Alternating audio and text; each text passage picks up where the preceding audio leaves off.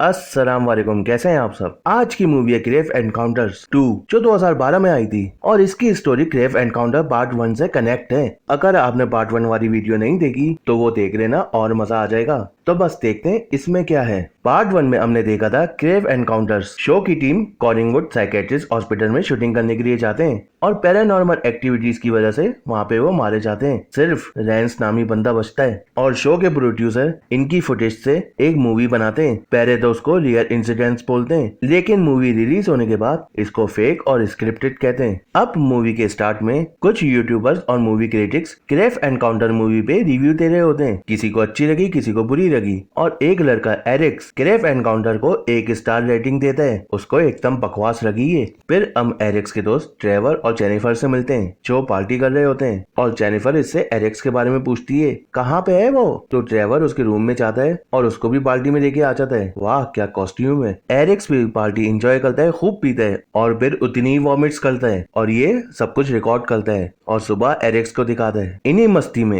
एरिक्स की रिव्यू वाली वीडियो में डेड अवेट्स नाम की आईडी से वीडियो रिस्पॉन्स आता है जिसमें रैंस की एक वीडियो होती है जहाँ वो एक रूम में बंद है और उसकी हालत बहुत खराब है। ये अपने घर पे नहीं किया और ये क्लिप तो मूवी में भी नहीं था। एरिक्स भी एक हॉरर मूवी बना रहा होता है जिसपे हीरोइन जेनिफर है। बहुत बड़ा हॉरर फैन है ये और इस जॉनरा में अपना नाम बनाना चाहता है। और इसी टाइम डेड अवेट्स का फिर से मैसेज आता है जो कुछ नंबर होते हैं। तो ये आइडिया लगाते हैं ये किसी जगह के कोऑर्डिनेट्स हैं और ये सही भी होते हैं क्योंकि वो कनाडा में मौजूद एक हॉस्पिटल के हैं जो सेम कॉलिंगवुड वाला है। इनको लगता है कि मूवी की यहीं पे शूटिंग हुई थी। अब एरिक्स को लगता है मूवी में जो भी हुआ है वो सब रियल था। अब ये रिसर्च करता है कि क्रेव एनकाउंटर की जो भी कास्ट है उसके बारे में कुछ मिले, लेकिन उन्होंने इसके बाद ना कोई प्रोजेक्ट किया है और ना उनकी कुछ खबर है और केयर टेकर ने भी अपनी जान ले ली। तो इसको तो अब पक्का सब कुछ सच लग रहा है और ये वीडियो बनाता है कि क्रेव एनकाउंटर की कास्ट के बारे में जिसको भी कुछ पता है वो प्लीज मुझे इन्फॉर्म करे। और यहाँ पे इसकी मूवी का क्लाइमेक्स चल रहा होता है, लेकिन ये खुश नहीं है, इसको और इम्प्रूवमेंट चाहिए। और अब डेड अवेट्स का फिर से एक रिस्पॉन्स आता है जिसमें कुछ पिक्चर्स होती हैं जिसमें रैंस अपनी मॉम के साथ होता है और एक नंबर भी होता है और ये कॉल वॉर करके वहाँ का एड्रेस देता है और ये और ड्राइवर वहाँ पे चले जाते हैं जहाँ पे रैंस की मॉम होती है। हमारा बच्चा तो नए प्रोजेक्ट के लिए शूटिंग पे किया है, बस आता ही होगा, तुम लोग जब तक उसके रूम में चले जाओ। और रूम की हालत तो ऐसी है जैसे यहाँ पे कोई सामान ऐसी नहीं रहता। जब भी वहाँ पे एक और आंटी आती हैं जो रैंस की मॉम की नर्स हैं तो वो बताती हैं इनको तो डायमेंशिया की बीमारी है, इनको कोई आइडिया नहीं है कि इनका बेटा मर गया है या गायब हो गया है। एरिक्स क्रेव एनकाउंटर में इतना गुम हो जाता है कि अपनी मूवी के बारे में भूल गया। जेनिफर भी इससे नाराज हो गई। ये वापस वीडियो बनाता है कि मैं रैंस की मॉम से मिला था और ये क्रेव एनकाउंटर मूवी रियल है। ये सब मारे गए हैं या इनके बारे में कुछ भी नहीं पता। बस मुझे इस बात का पक्का प्रूफ चाहिए अपनी बात साबित करने के लिए कि जब भी उसका फेस भी अजीब सा हो जाता है डिमोनिक टाइप का और इसका प्रिंटर खुद ऑन होता है और एक प्रिंट आता है जिसमें एक वीडियो की शूटिंग के बारे में डिटेल होती है जो लॉस एंजलिस में हो रही है और इसका प्रोड्यूसर जेरी है, वो एक क्रेव एनकाउंटर वाला। तो एरिक्स बिना टाइम वेस्ट किए लॉस एंजलिस के लिए निकल जाता है और ये स्टूडियो में पहुंच भी जाता है और चेरी से मिलता भी है। मुझे आपका क्रेव एनकाउंटर्स के लिए इंटरव्यू लेना है, मगर चेरी इसकी एक भी नहीं सुनता और कार्ड से इसको बाहर निकलवा देता है। मगर कुछ टाइम बाद चेरी खुद इसके पास आता है और कल दोपहर 2 बजे ऑफिस में मिलने के लिए कहता है, लेकिन बिना कैमरे के। एरिक्स इतना शरीफ तो है नहीं जो इसकी बात मान रहे, तो वो ऑफिस में हिडन कैमरे के साथ जाता है जहाँ चेरी एडमिट करता है कि मूवी में सब फुटेज असली थी और अगर ये सब मैं मान लूं तो मुझ पे केस हो जाएंगे और मैं बैंक करप्ट हो जाऊंगा। तो मुझे आइडिया आया, उसको फेक बोल के रिलीज कर दिया जो लोगों को बहुत पसंद आई और मेरा भी फायदा हो गया, पैसा ही पैसा। अब एरिक्स चेरी की वीडियो अपने दोस्तों को दिखाता है और अब उनको भी ब्रीफ हो गया कि सब कुछ रियल था। तो एरिक्स प्लान बनाता है कि कनाडा के उस हॉस्पिटल में चलते हैं और डॉक्यूमेंट्री बनाते हैं हम लोग। ड्राइवर पहले तो मना करता है लेकिन एरिक्स और जेनिफर मना रहे थे इसको, तो ये सब निकल जाते हैं। अब एरिक्स की टीम में ड्राइवर, जेनिफर और उसकी दोस्त टेसा और उसका बॉयफ्रेंड जैरेट होता है जो इनका कैमरामैन भी है। अब ये सब हॉस्पिटल जाएंगे, वहाँ पे रात को रिकॉर्डिंग करेंगे और वहाँ से वापस आ जाएंगे। ये हॉस्पिटल पहुँच भी जाते हैं और मेन गेट तक आते हैं कि जब एक ऑफिसर आ जाता है, ये प्राइवेट प्रॉपर्टी है, चलो सब निकलो यहाँ से। ऑफिसर प्लीज, हम अपने प्रोजेक्ट के लिए आए हैं, हम स्टूडेंट्स हैं, कुछ ट्रेन में चले जाएंगे। लेकिन ऑफिसर न माने किसी की बात और वो ड्राइवर का कैमरा लेने रखता है। जब भी एरिक्स कार चलाता है और ऑफिसर गिर जाता है तो ये मौका देख के वहाँ से भाग जाते हैं और अपने ऑर्डर के रूम में आ जाते हैं। अब एरिक्स को डेड अवेट का फिर से मैसेज आता है कि रात के 3 बजे हॉस्पिटल में मिलते हैं। तो ये डिसाइड करते हैं कि रात को चुपके से जाएंगे। ये नाइट विजन कैमरा और अपनी सब चीजें लेके वहाँ से निकल जाते हैं और हॉस्पिटल से कुछ दूर अपनी कार को पार्क करते हैं और वहाँ से चुपके जाने रखते हैं। मगर ऑफिसर तो वहीं पे ही है। तो उसके जाने के बाद ये सब भाग के हॉस्पिटल में घुस जाते हैं और ये भी अपने कैमरे हर जगह लगाने रखते हैं। इनकी शूटिंग स्टार्ट। हम आज वहाँ हैं जहाँ ग्रेव एनकाउंटर्स बनी थी। आज हम जानेंगे उसमें कितना है सच। और ये सब अपनी तैयारियों के साथ आए। रास्ते में क्रू स्टिक्स भी डालते हैं। कोई गुम हो जाए तो हॉर्न बजा के एक दूसरे को इन्फॉर्म कर सकते हैं। और हाई टेक थर्मल कैमरास भी लेके आए जो इनकी हीट से पता लगा देगा कि यहाँ पे कोई है या नहीं है। और ये सब एक रूम में आते हैं जहाँ टेबल पे बहुत सारे न्यूज़पेपर होते हैं। तो ये उसको हटाते हैं तो टेबल पे होइजा बोर्ड बना हुआ होता है। तो एरिक्स और जेनिफर उसको यूज करने रखते हैं कि कोई है तो हमसे राब्ता करे, अपना नाम बताए। तो ये मूव होने रखता है और अपना नाम डेड अवेट्स बताता है। रो ये जिसको पंदा समझ रहे थे वो तो भूत निकला। फिर होइजा बोर्ड खुद से मूव होने लगता है और फिल्म एवरीथिंग दिखता है और अब चेयर हिलने रखती है। तो ये सब करे हो जाते हैं कि जब भी रूम में मौजूद सब चेयर्स और टेबल दीवार में जाके रखती हैं। तो ये सब डर के भागते हैं वहाँ से और एक दूसरे रूम में आते हैं और बहुत खुश होते हैं कि वाह क्या सीन देखा है हमने कि जब भी गेट से कोई आता है और ये है ऑफिसर और ये इन सबको बाहर निकालने लगता है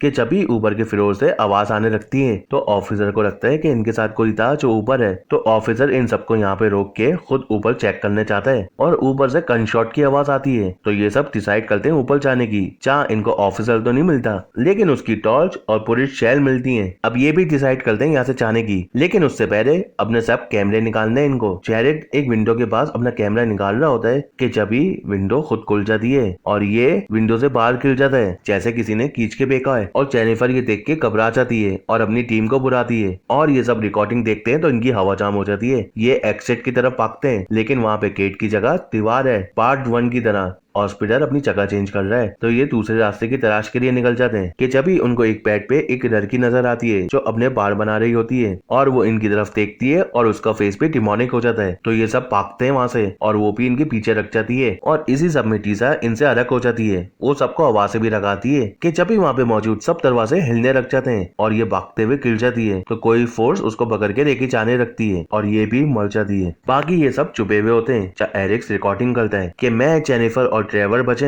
हमारे दो साथी टीसा और जैरेड शायद मर गए। क्यों हमें यहाँ पे बुलाया? और ये फिल्म एवरीथिंग ये क्या पंगा है कि जब भी एक जोरदार आवाज आती है तो ये लोग वहाँ से निकल के चलने लगते हैं और एक रूम में आते हैं जहाँ पे ऑफिसर एक स्ट्रेचर पे लेटा हुआ होता है और उसको इलेक्ट्रिक शॉक रख रहे होते हैं। तो एरिक्स उसको रोकने की काफी ट्राई करता है मगर नो रख और ऑफिसर पे आग रख जाती है। तो ये सब वहाँ से भाग जाते हैं। अब चलते चलते ड्राइवर को एक खिड़की थोड़ी सी ओपन मिलती है तो ये उसको कट करता है कि यहाँ से बाहर निकल जाएंगे कि जब भी उसमें से एक टीमन ड्राइवर को पकड़ लेता है। ये बहुत मुश्किल से अपनी जान बचाता है और ये तीनों वहाँ से भागते हैं और ये रंबो डीमन इनके पीछे रख जाता है और ये भागते भागते हॉस्पिटल से बाहर निकल जाते हैं और डीमन गेट के पास आता है और पट जाता है जैसे वो हॉस्पिटल से बाहर नहीं आ सकता। और ये भाग भाग के फौरन अपनी कार तक आते हैं और उसको स्टार्ट करते हैं और होटल के रूम तक आ जाते हैं। ये सब परेशान है और अपना सामान वामान पैक करके लिफ्ट से नीचे जाने रखते हैं और जब लिफ्ट खुलती है तो ये हॉस्पिटल के टनल में होते हैं। अबे ये क्या हुआ? मतलब ये हॉस्पिटल से बाहर गए नहीं थे, वो सब इमेजिनेशन थी। जब भी मैं बोलूं ये इतने आराम से कैसे निकल गए। अब ये भी परेशान हो जाते हैं क्या मुसीबत है। और ये अब टनल में चलते रहते हैं कि जब भी पाइप से गैस लीक होने लगती है और उन गैस के बीच में से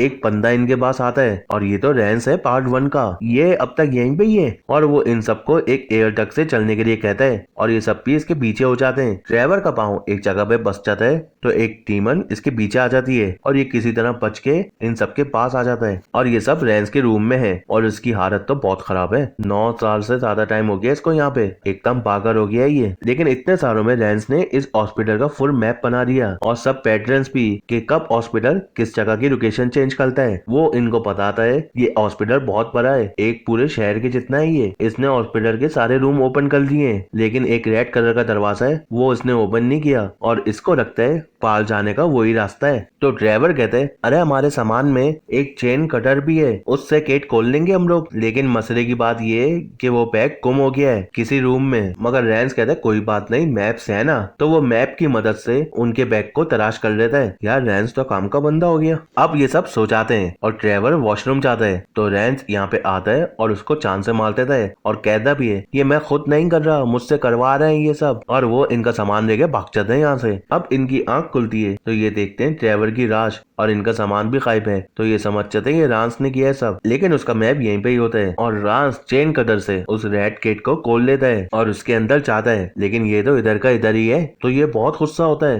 तुमने मुझसे झूठ बोला, तुमने मुझे जाने नहीं दिया। और वो एक रूम में बहुत गुस्सा करता है कि जब भी दीवार में खुद लिखा हुआ आता है कि टेप को जमा करो और फिल्म को फिनिश करो, मतलब जितनी भी रिकॉर्डिंग हुई है उस सबको जमा करना होगा इसको। और ये दोनों चलते चलते एक ऑपरेशन रूम में पहुंच जाते हैं। अरे ये तो डॉक्टर साहब का है जहाँ पे ये ब्लैक मैजिक का सामान वामान भी होता है। और डॉक्टर तो नर्स के साथ किसी का ऑपरेशन करने वाला होता है और एक बहुत ही अजीब सा रिचुअल करते हैं। ये दोनों भी बहुत शॉक हो जाते हैं कि जब भी नर्स इनके सामने आती है और एक डेमोनिक फेस बनाती है, ये दोनों भागते हैं वहां से और भागते भागते रेड गेट वाले रूम में आ जाते हैं और गेट को खुला हुआ देख के समझ जाते हैं ये रांस भाग गया है यहाँ से। मगर ना, वो तो वहीं पे बैठा हुआ होता है ड्राइवर का बैक है इसके पास और सब कैमरे हवा में होते हैं और रिकॉर्डिंग कर रहे होते हैं। और वो एरिक से भी कैमरा लेने चाहता है और उसको मारने लगता है, मुझे कैमरा दो, मुझे यहाँ से निकलना है और बाकी इन तुम सबको मरना होगा। कि जब भी जेनिफर रांस के सर पे एक रॉड मारती है और एरिक्स की जान बचा देती है। अब रूम में होती है हलचल और दीवार टूट जाती है और उससे एक पोर्टल खुल जाता है जिसमें सब चीजें जाने लगती हैं और रैंस भी उसके अंदर चला जाता है और बस उसके चाहते ही सब कुछ बंद हो जाता है। एरिक्स कैमरा उठाता है और कहते हैं मुझे समझ में आ गया कि हॉस्पिटल क्या चाहता है, ये मूवी को फिनिश करना चाहता है ताकि लोग इसको देखें और यहाँ पे विजिट करने की करें और डॉक्टर अपनी हरकतें करता रहे। और एरिक्स रिकॉर्डिंग स्टार्ट कर देता है। जेनिफर बहुत घबरा रही होती है कि ये क्या हो रहा है, तो एरिक्स उसको कहते हैं मूवी को एंड करना है और वो जेनिफर पे कैमरे से अटैक कर देता है अबे